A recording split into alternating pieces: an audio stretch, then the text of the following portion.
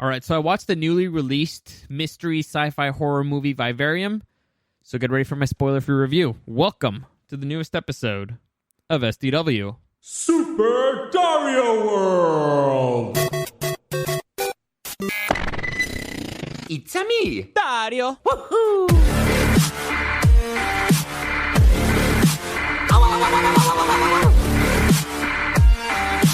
Let's go!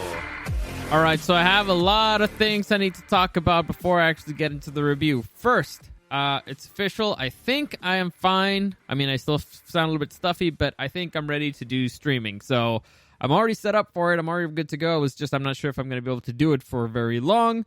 But screw it. I'm risking it. Right now, after I finish doing this, I'm going to try to sit and do cardio. Well, I'm not sitting. I'm going to sit in a bike and try to do cardio for an hour. If I can do it, that means that I'm going to be doing streaming tomorrow. I still haven't decided if I'm doing Mixer or Twitch. It basically, the main deciding factor is if I'm going to use the PS4, if I'm going to use the Xbox. Reach out to me, whichever would be better. So if I use the Xbox, I'll use Mixer. If I use the PlayStation, I'll use Twitch. However, I still haven't decided the game. This is the whole thing, all right? I'll start thinking about which game I'm going to do, but tomorrow, for sure, let's say I'm aiming for 5 p.m. Today I got a little bit delayed with other stuff, but let's say tomorrow at 5. You know what? Put it on the books. No matter what, tomorrow at 5, I will be doing a live stream.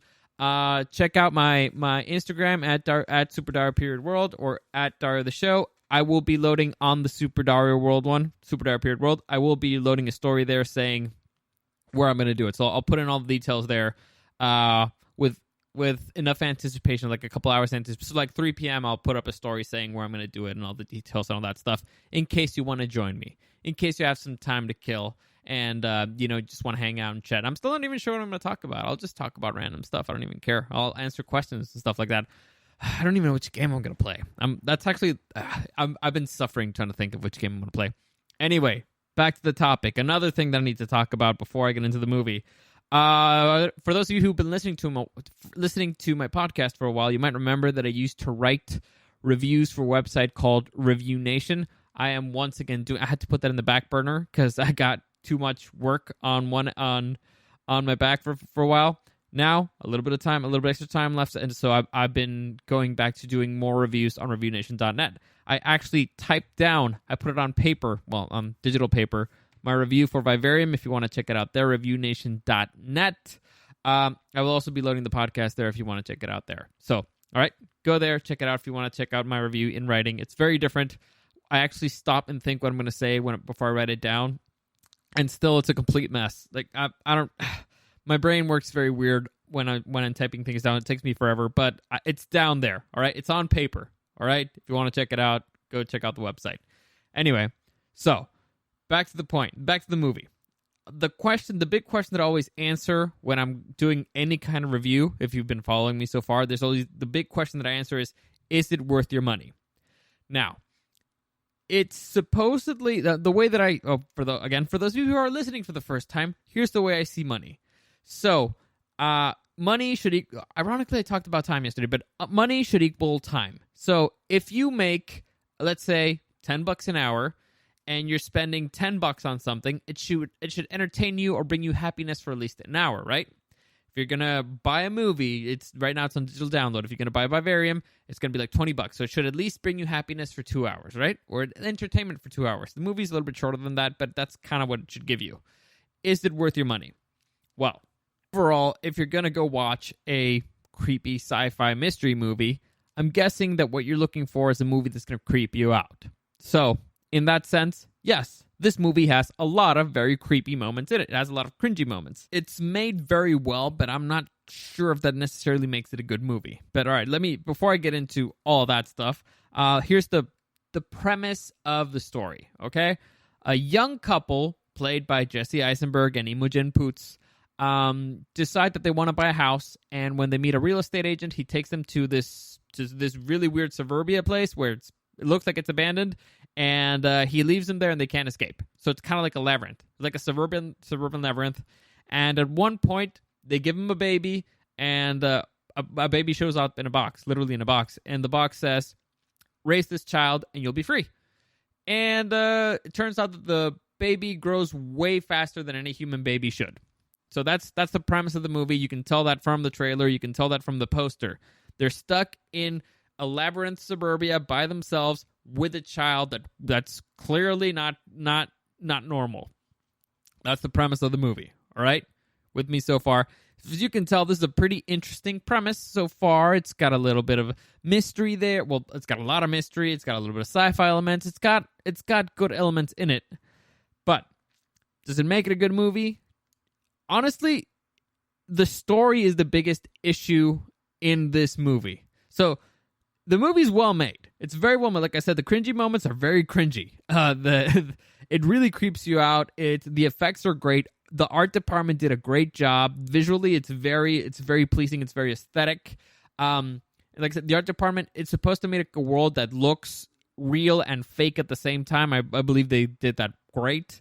The sound design is great. It's probably my favorite part of the movie was the sound design, because it's the way that they altered the voices of a certain character really like gets your spine tingling. It's really disturbing at certain points, and sometimes the eerie quiet of the abandoned suburbia is very disturbing. So those elements are great. Like I said, it was made very well.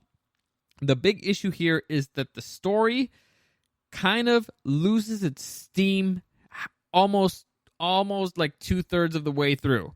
So the movie, as the story's going, as it's progressing, it reaches an extremely interesting moment, right? It's you know how a mystery movie works, where you're learning a little bit by learning. There's a point when you learn enough, or the characters learn enough, when you're like, oh shit, and that's when shit hits the fan, and that's when things start really going.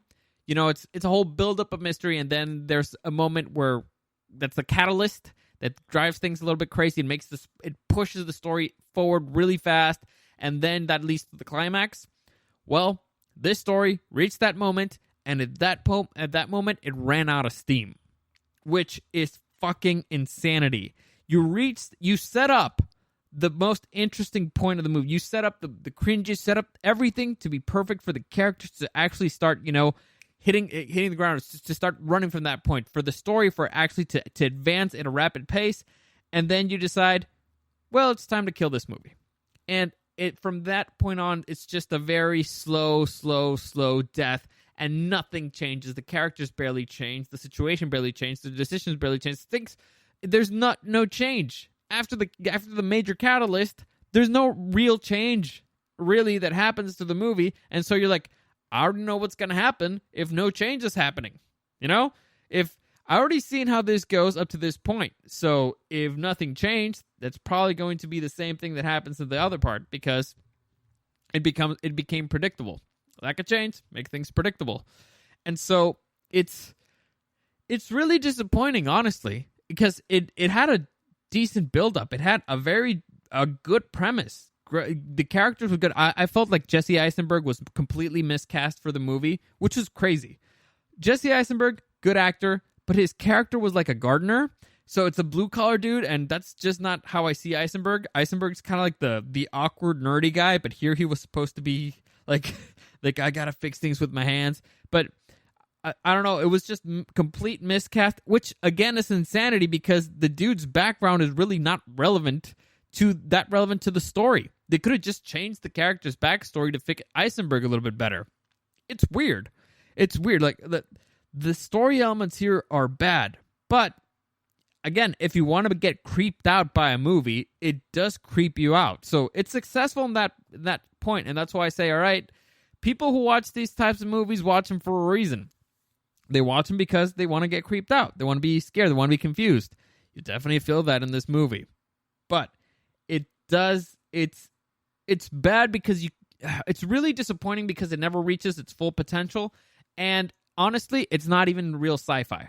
Now, the difference between sci-fi and fantasy is that in sci-fi, you set up rules for your world, and everybody and everything has to abide by them. You cannot break the rules of this world, okay?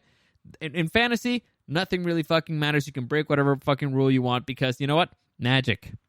That's it. The excuse for everything is, but magic. And so in fantasy, it doesn't matter. Sci-fi, you have to follow the rules. It doesn't matter if it's a crazy fucking rule. It has to be followed. Here, it's kind of like they never really set up the rules. It looks like there's rules. Here's the thing. It feels and it looks like a sci-fi movie, right?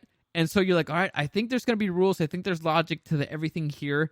But afterwards, as you're watching it, you're like, okay, it turns out that the only logic or reasons for this things here is because the director thought, you know what would be creepy in this moment right here? This. And so you're like, what the fuck? So there's no real rules of the world. So if you go in expecting a sci-fi movie, it'll throw you off. Honestly, I spent more time trying to figure out, like, but why does this make any logical sense here? If from the beginning they would have sold that as something else, maybe it would have been different, but they're trying to sell it as sci-fi and it's not. So there's a lot of flaws in the movie. Overall, in my score in Review Nation, I gave it a 6. A 6.3. A 6.3. Because, again, the effects were really good. Visually, it was great. The performances were beyond... Like, the little kid and the real estate agent, their performances were truly disturbing. They did a fantastic job. Eisenberg, again, good actor. Decent job. But miscast for the character. They should have either changed the casting or changed the character. I have no idea who was responsible for that, but that was completely on them. And Imogen did a really good job. Imogen Poots, she did actually an excellent job. She was probably the major force behind the movie. Her character was charming, confused. She was a very interesting conundrum. So overall, she did fine. Like I said, if you're looking for a movie that's going to creep you out, go for it. I was disappointed. I was very disappointed. I expected more.